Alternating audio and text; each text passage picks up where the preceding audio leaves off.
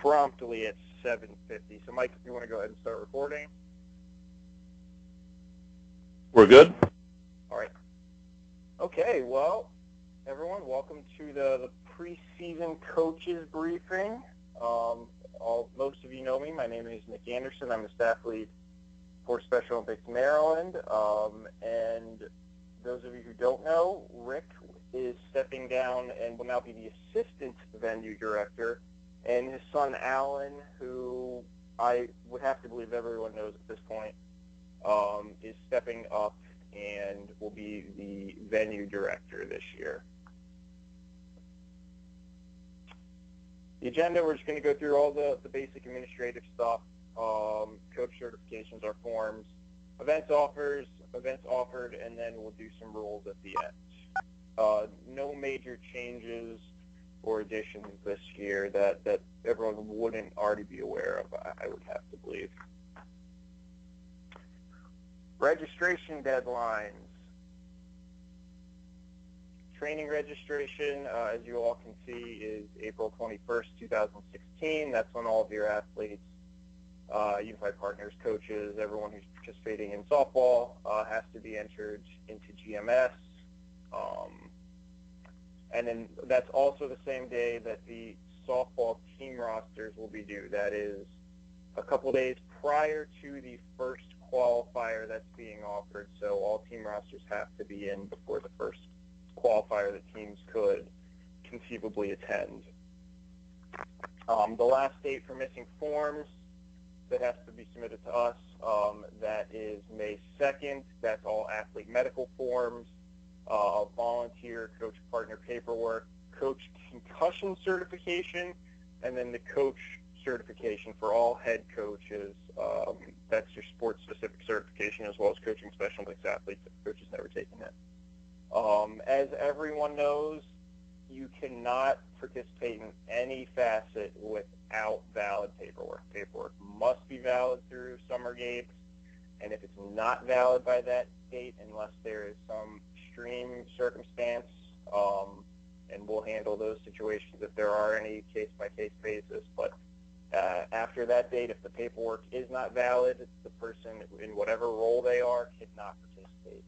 That's been the way we've operated for every other sport and will continue to operate. Competition registration, that is the 23rd of May. That's when everyone must be entered into their events in GMS. That doesn't apply for softball. Once you submit your team rosters, we at the state office will then go ahead and put those rosters into GMS for you. And your area GMS person or area director will just get a little note to go in there and check to make sure that we entered the rosters correctly. So that's not something you guys necessarily need to worry about. Once you've submitted your roster forms, we will take care of that for you. And then again, last day to update scores. That doesn't apply to us in softball. We have a softball sports management team this year. I'm not going to read through everyone, but here's the softball sports management team. And essentially what we do is we're just looking to increase the numbers of athletes, explore opportunities to grow and improve the sport, to help provide higher quality and more competition for our athletes, Unified Partners, better training environment for the coaches, and then to execute summer games as best as we possibly can. We've already met a few times. It's a great group. We're already making some good strides that should benefit us this year. Qualifying for the state tournament, the same as it's been in the past. Everyone has to attend 2 qualifiers, one of which is the qualifier on May 15th at Howard County, same qualifier that's been the required qualifier for I don't even know how many years at this point. At Kiwanis Falls Park, again, that is May 15th. Past that, you need to attend at least one qualifier. It has to be a sanctioned multi-area qualifier. There has to be umpires. You have to follow all the rules, all of the same requirements as we've always had in place in the past. rosters, after a team attends their first qualifier, in theory, after the team submits their team roster on April 21st, there can be no changes. Of course, if there's someone drops or there's some strange situation like last year, an athlete moved from Hartford County to the Lower Shore before the Lower Shore team had played a qualifier. He had been practicing in Hartford County all year in softball. Situations like that, if they pop up, we'll allow those to happen even if it's after the roster submission date. But they're unique situations, and you'd have to contact us. So once you've played in your first qualifier or once you've really submitted your rosters can't change unless there's some strange circumstance. The rosters must have 12. They can have no more than 16. Athletes have to be 18 as of summer games. If an athlete is 16 or 17, we may allow them to play, but it's at our discretion. It'll be a case-by-case basis. It'll have to be a situation where we feel there's absolutely no health and safety concern and that athlete is absolutely age-appropriate to play up, even though they are not 18. Those requests must be submitted by April 4th. They should be submitted to your respective regional sports director as well as directly to me.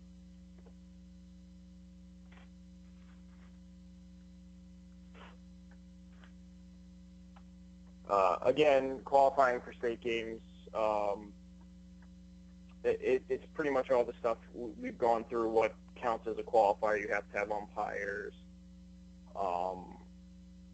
If you need our assistance to get umpires, make sure that we know well enough in advance to help you with that. People must wear appropriate uniforms. Medical must be on site. Ideally, it would be 3 or more counties. If you run into a situation where you can't get 3 or more, talk to us. Depending on the situation, we'll decide whether that's okay or not. I don't see a situation where it wouldn't be, but just let us know if you've offered it and you can't get more than one additional county. And then you have to have a sanction form completed and submitted by the area leadership to the state office 30 days in advance of the competition.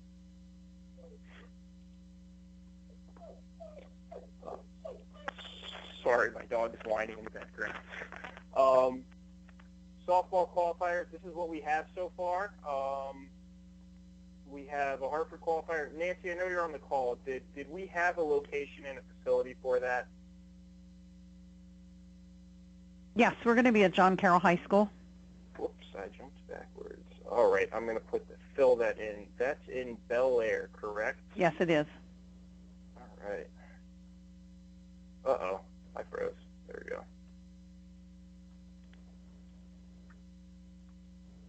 I think that's right.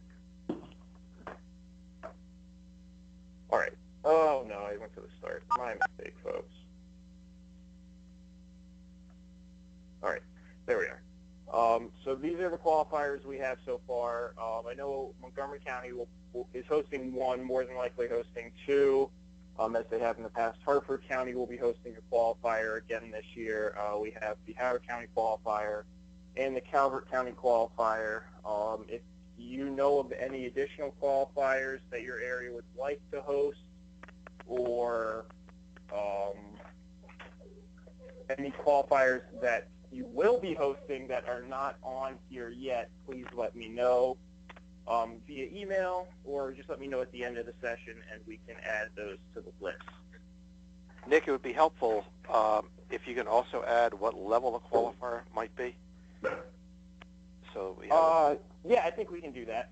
No, we haven't received any qualifiers that say they're only going to be certain teams, but yeah, of course, there's always situations where it might be a lower level qualifier. Like Bob, I know traditionally the one that you put on is a little higher than the one that Jim puts on. correct. Yeah, so, so, it'd be helpful if we just target what's out there. Okay. Yeah, we definitely can do that. All right, thanks.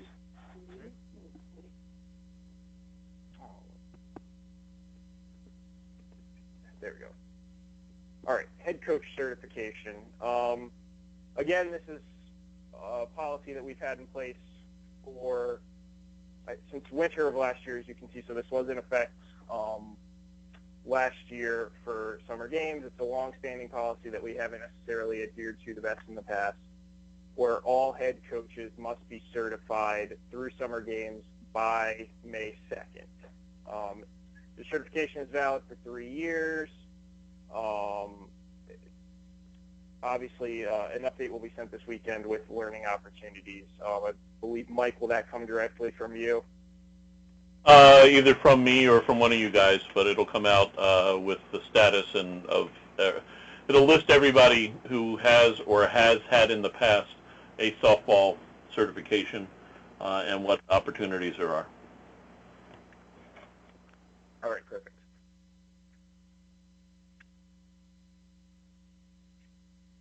Again, coaches with previous Special Olympics certifications,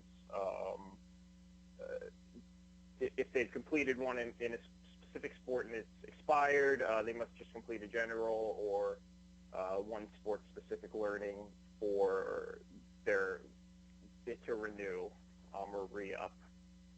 Coaches with no previous Special Olympics certification must complete coaching Special Olympics athletes or principles of coaching and must complete a sport-specific session. In the past, we had mentioned that it had been mentioned that we thought for summer games it would have to be all coaches, not just head coaches. We are not adhering to that. It just has to be head coaches for summer games. Some point in the future, it will be all coaches, but we're not at that point yet. So as I said again, it just has to be coaches who are listed as the head coach for a specific team.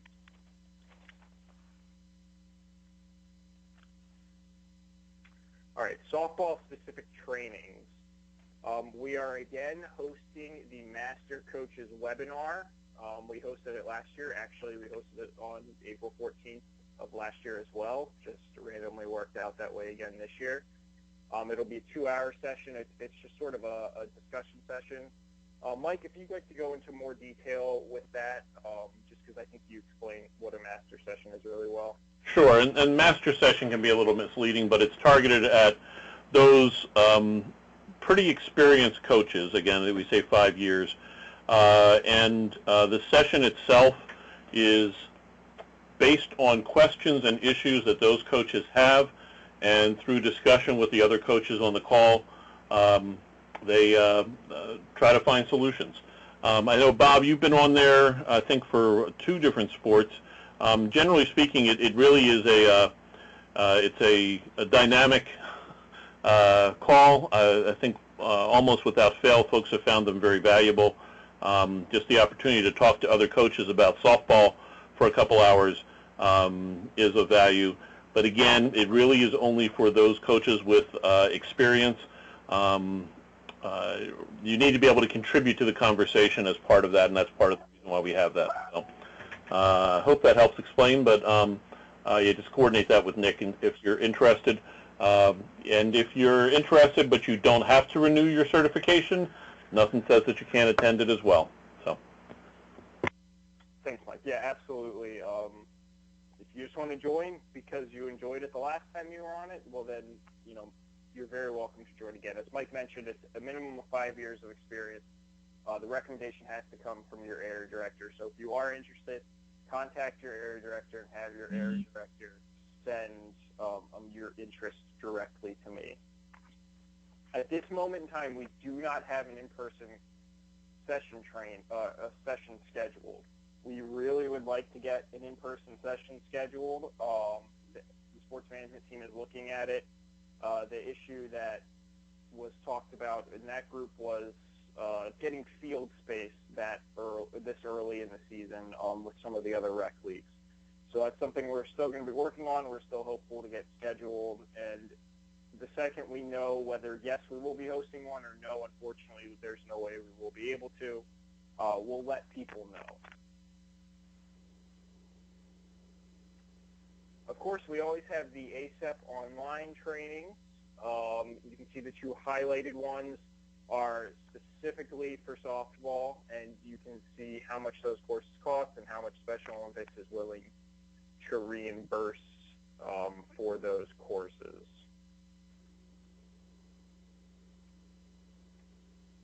And again, that's only for coaches who need a certification. If you are already certified, if you absolutely want to take another course, you do not need to. Certification lasts for 3 years. This just runs through what some sports-specific examples are. I'm not going to read through this whole list. But if you come across a training somewhere else and you're curious whether it will work, you can either refer to this slide in the next one, or you can send it to us, just send the information to us about it, and we can look it over and give you a yes or no answer. And then just some examples of general coaching courses that will serve as a way to renew your certification if you already have a sports-specific certification that's expired. Concussion certification. This is a Special Olympics Incorporated and Special Olympics North America requirement. Starting January 1st of this year, all coaches, not just head coaches, all coaches, everyone who coaches at all must have a concussion course. I have taken both the CDC and National High School Federation courses. They're identical. They say about 30 to 40 minutes. They do take that long just because they're video sessions you have to watch. They're not difficult courses, but they are very, very informative and definitely a good thing to know and to take. We currently do not have the authority to approve additional courses, so those are your only 2 options. Both courses are free. Again, they're both online.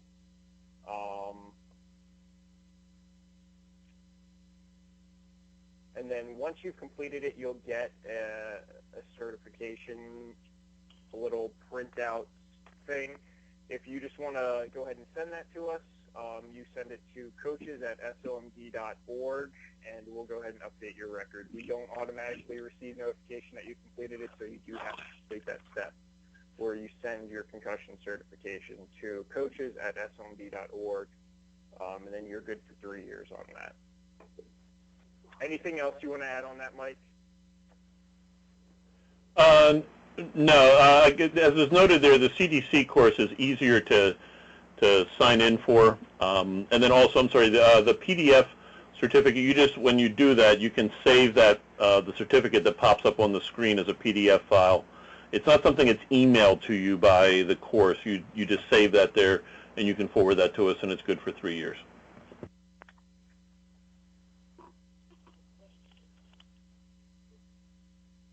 All right.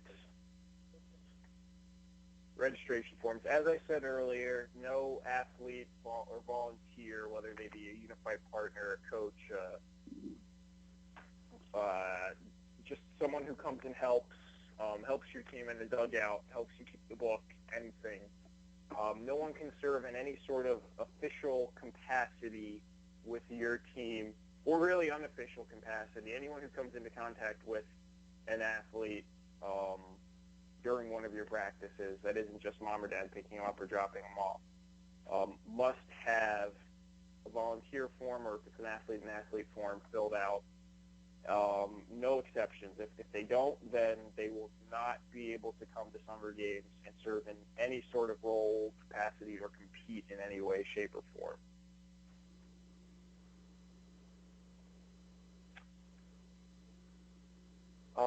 Again, this is stuff everyone knows. Just work with your area leadership. Make sure you get them everything prior to the deadline so they have plenty of time to input it.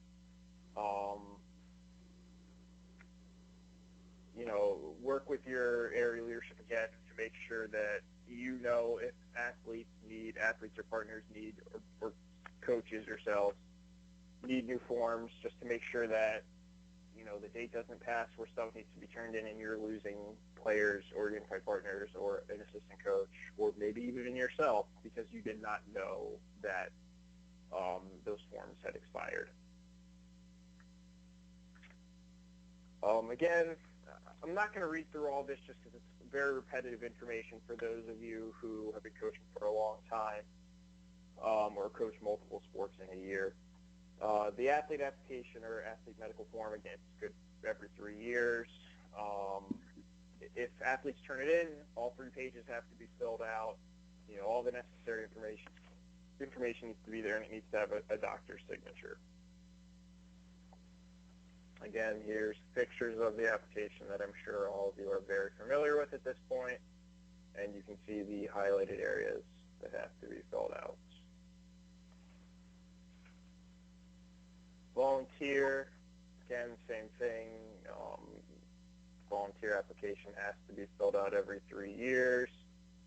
The only slight difference with that is if the volunteer is under the age of 18, they have to complete the volunteer minor reference form and obtain signatures from 2 people who serve as their references that are not related. So it can be you as a coach, it can be a teacher, it can be a friend, parent, whoever. It just can be, it has to be non-family members.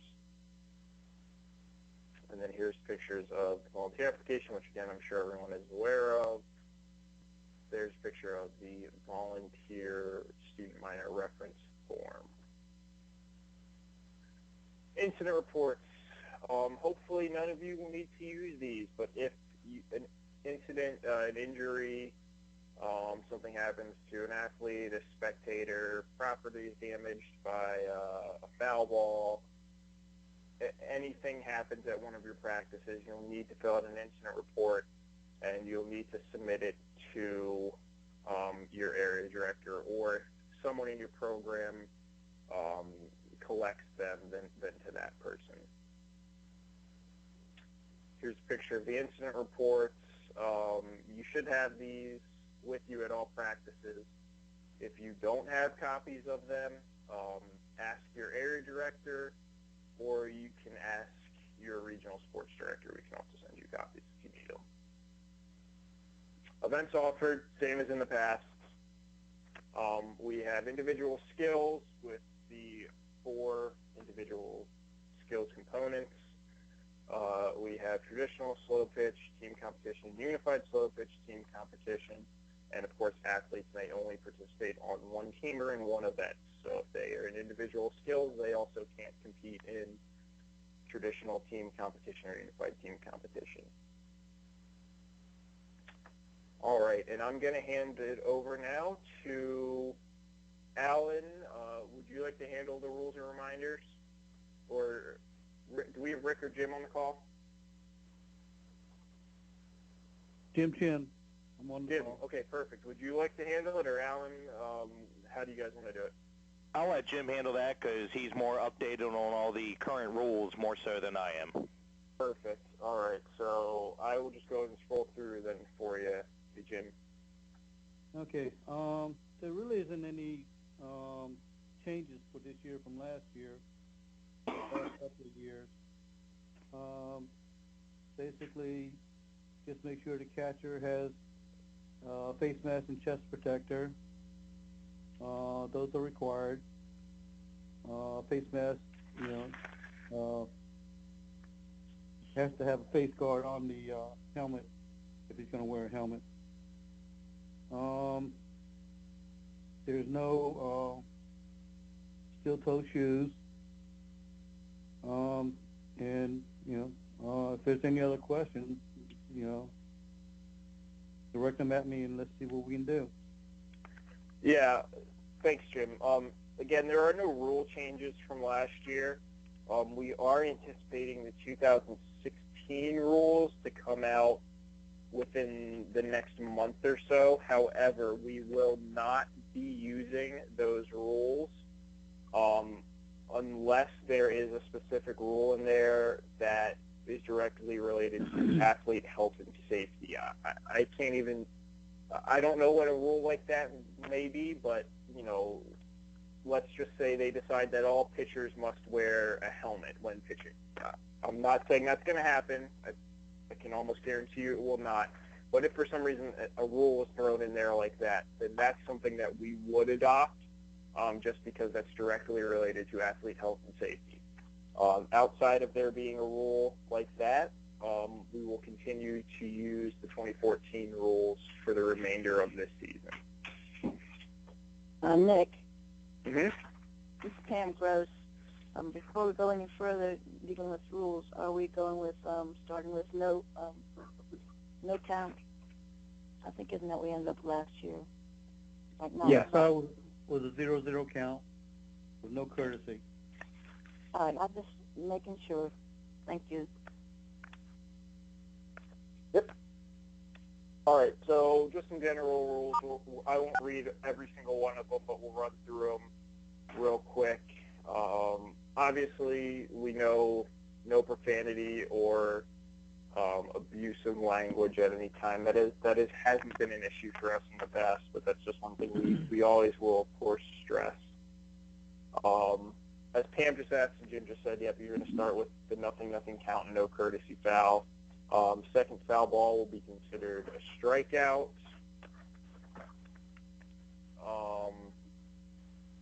The run rules, 15 runs after 4 innings, 12 runs after 5.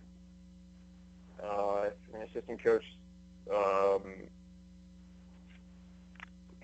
if a runner is touched by a coach or anyone, the runner is declared out.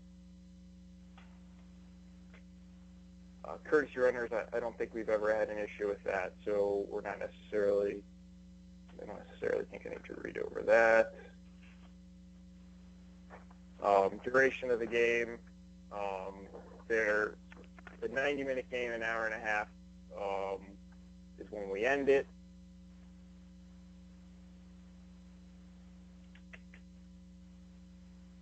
Again, all of these things are things that are no changes from last year and have been the same rules for a number of years. So I think I'll go ahead and open the floor up to rules questions since we have Jim on the call. Are there any rules questions from coaches or anything rules-wise that you'd like clarified since Jim is on the call with us? And again, if you've muted your phone, just press *6 to unmute. I got a question, Nick. This is Bob about the the courtesy runner. Yep. At the NIT, they allowed one courtesy runner per inning. So That is correct. Now, on the state association adoption, you can change that, but as far as I know, there's only one courtesy run per inning. right, and there was not a health factor associated with that. It was at the coach's discretion. Yes. So do we want to go back and look at that particular rule? Yeah, let me scroll back.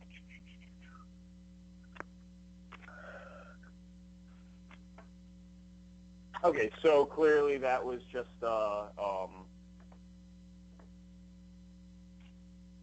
error on our part here. So I will fix that then in these rules before that gets sent out.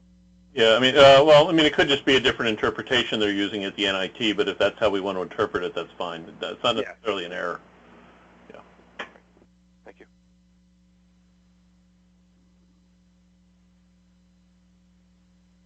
Any other questions for Jim while we have him? Anything at all? Yeah, let's go back to that question about the courtesy runner. This is Rich from Harford County. Mm-hmm. Now, usually I thought that was only used for usually the catcher if he was coming up next or something like that. So why would we be using that other than that reason? I mean, I don't want it being misused, and I can't really think any other good reason unless something was wrong with the runner and that guy had to come out. So I only brought it up just for consistency purposes. Okay, this is Doc Steinacker from Baltimore City. I can give you one response to that. We had a player last year that he always didn't want to come out, but I always tried to replace him when I could. Pat Regrot. Probably looked like I was replacing Pat because he was overweight and wasn't fast. But Pat also suffered from diabetes and high blood pressure, and at 3 months after the games, he died of cancer. So, you know, sometimes you can't look at a player and tell there's not something wrong with him, or you can't look at him and tell there's something wrong with him. Right. Well, I would guess that would be something that the coaches would discuss, or does that just happen? I mean, if you've got a player like that in that condition, I mean, we normally talk, as coaches, we normally do talk to each other, communicate with each other. So if you have that, if that's the situation, if it's a medical situation, I wouldn't have any problem with that. I mean, I was just trying to think of any other situation that may occur that you would have to put a pinch runner in, that's all. All right, this is Jim. What happened was that at the NIT, there was a player that, you know, used a walker, okay? Okay. And when, you know, as soon as if they got to first base, then yes, we replaced him with a courtesy runner. It's, you know, something like that, so that, you know, it's a safety and health issue. Gotcha, I can understand that. Okay. And what you can do is at the game with the umpires, you can discuss, you know, which player has those type of health issues, and then both coaches will know that, you know, that's where a courtesy run is going to be used. Right. Understood. There's no problem with that. I just wasn't aware. I hadn't seen too many of those situations occur. That's all. Yeah, and if that's something that we run into, since clearly, Jim, is that just a different interpretation of the rule that the courtesy runner can be used at any situation, whereas we have it here that it has to be a health-related issue? Well, actually, it says who may have a health issue. That's not a definite statement. Well, and depending on how you interpret it. Yeah, and again, the only reason I brought it up is just for consistency purposes. Yeah, of course. My question was if you know, if we're going to go ahead and move forward, and, you know, you can use a courtesy runner in any situation, that's something we can look at after the completion of the season if we feel that that's being mistreated. Not that I think it would be, but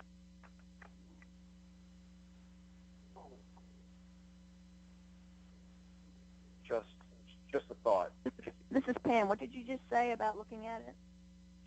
No, I was saying if we're going to, the way we've interpreted the rule in the past from what I'm hearing here is that it's used in a situation of athlete safety or health. So if an athlete has a health issue, they need to be removed. That's pretty much the way it's ever been used in the past. What Bob stated was at the NIT, they let the courtesy runner happen at the coach's discretion in any situation. If that's what we're going to use moving forward for the season, that's fine, but that's something we may just want to look at the end of the season, just to get all the coaches' feedback on how they felt that worked itself out through the season. If they felt like it was overused, if they felt like it was used appropriately, if they felt like it made no difference. Okay, that sounds good.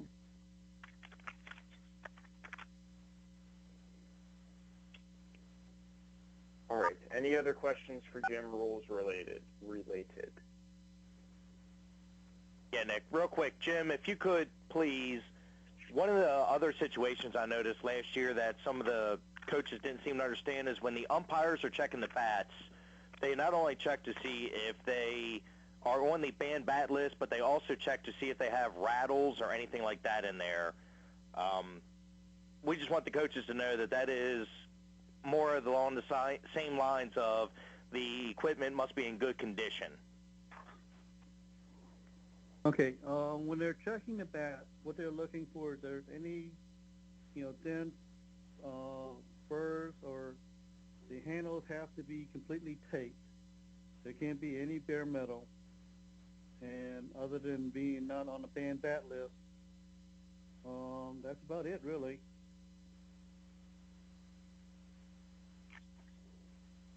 But it is up to the umpire who checks the bats, and they will be checking bats every game.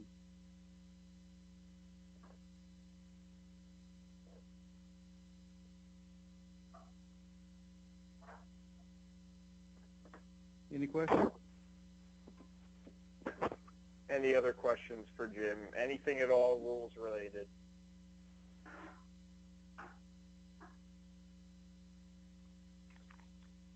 No. All right. I'm going to open it up to any questions at all then. Doesn't have to be rules related. It can be related to anything softball.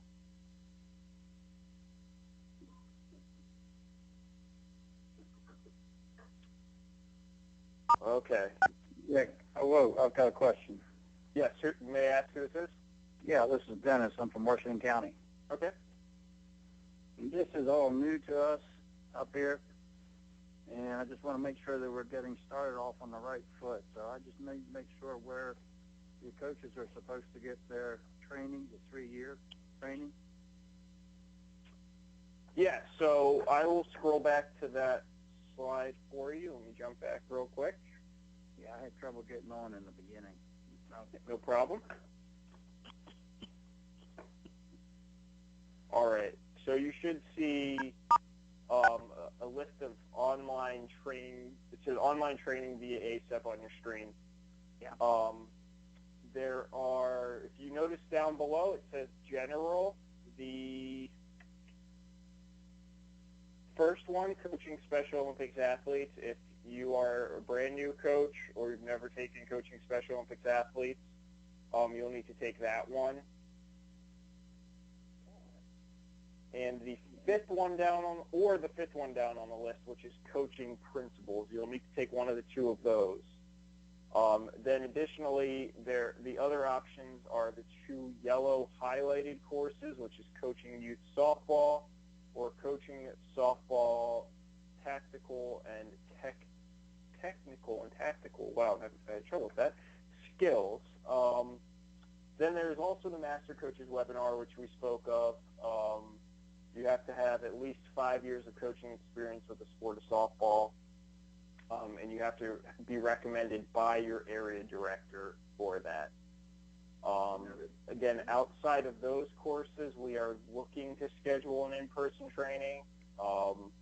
It would be in the Baltimore area more than likely, so it would be a drive from Washington County, but we are looking at getting something scheduled. It would be an on-field session, but we don't have a date or a time for that yet. Okay. Like I said, this is new to us, and we're just beginning, and we're probably just going to be starting out with skills for a while until we really get our feet wet and know more what's going on. Now, yeah, absolutely. And then in the next couple of days, once you've had an opportunity to read through all of this, if you have any questions at all, you can feel free to call or email me. Whereas I'm not your regional sports director, I do oversee softball, the sport as a whole, and would be more than happy to answer any questions so you guys can get your program off the ground and successful. Okay. All right. I'll get your name and our number and everything. I'll just probably give you a call. Yep, no problem. Okay. Thanks. Nick, also to help him out, are we going to have the skills training at Howard County again this year? I believe we are. We always have in the past. Dave, are you on the call by chance? Dave Fagan? No. Okay. I don't think Dave's here. I'm here, Rick Baker. Can I answer any questions on behalf of Howard County? Absolutely. Are you planning on hosting the skills training again at Kiwanis Wallace?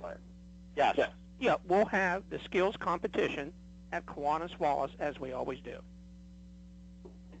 Perfect. Not training per se, but competition. It's one of the qualifiers to get to state. Yeah. Rick, I'll talk to you as well because you would actually be a great point of contact for Washington County. So I'll connect the issue I was will going be to offer. I'd be more than happy to help. yeah, if they're going to start with skills, you'd be the perfect person to talk to them. Okay. Nick, Mhm. this is Pam. I know it's written down someplace, but are we using the same softball that we used last year? Yes. Okay, thank you.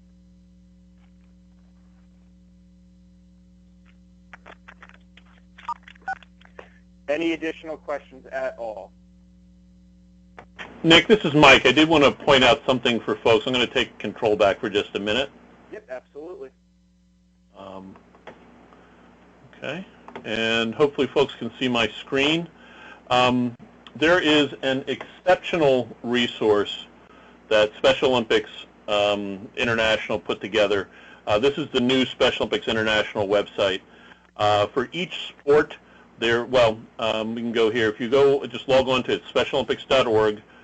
You click on Sports and Games, and you can go down to Overview Sports and Games.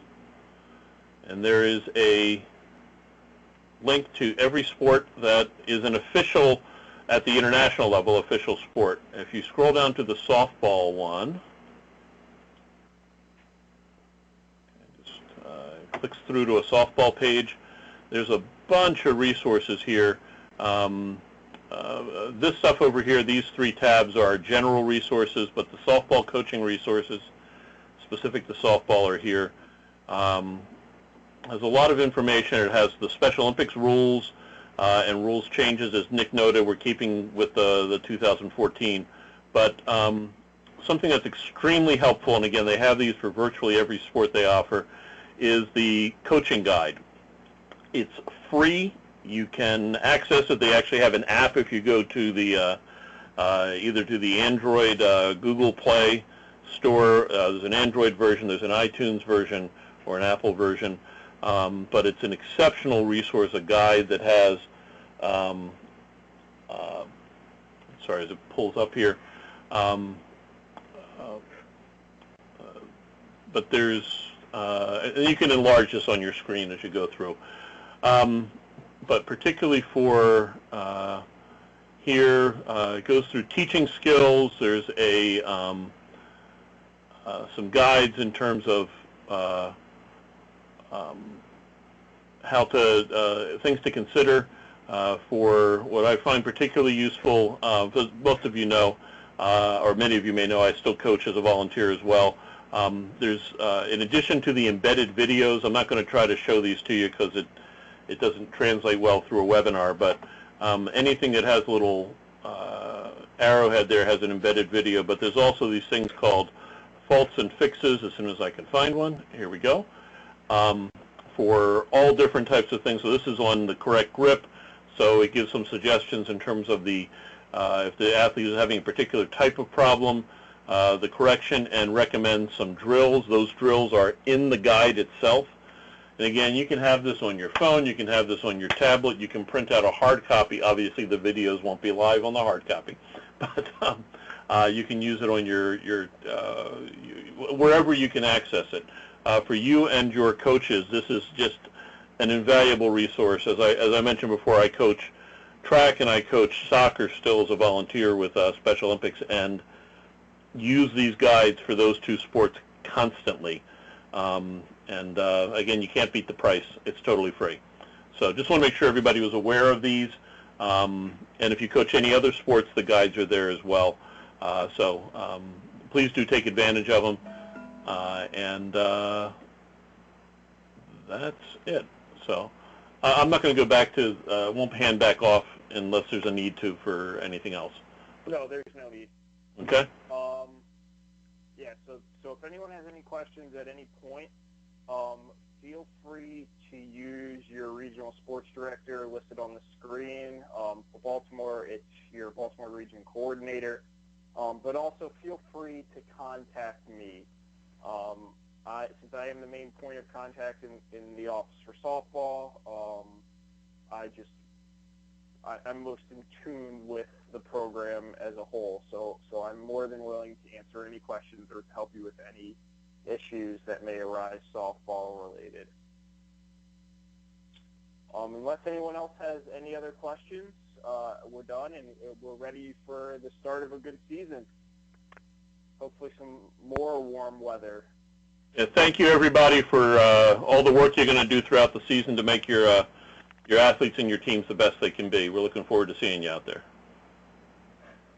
Thank you, guys. Thank you all, and good luck.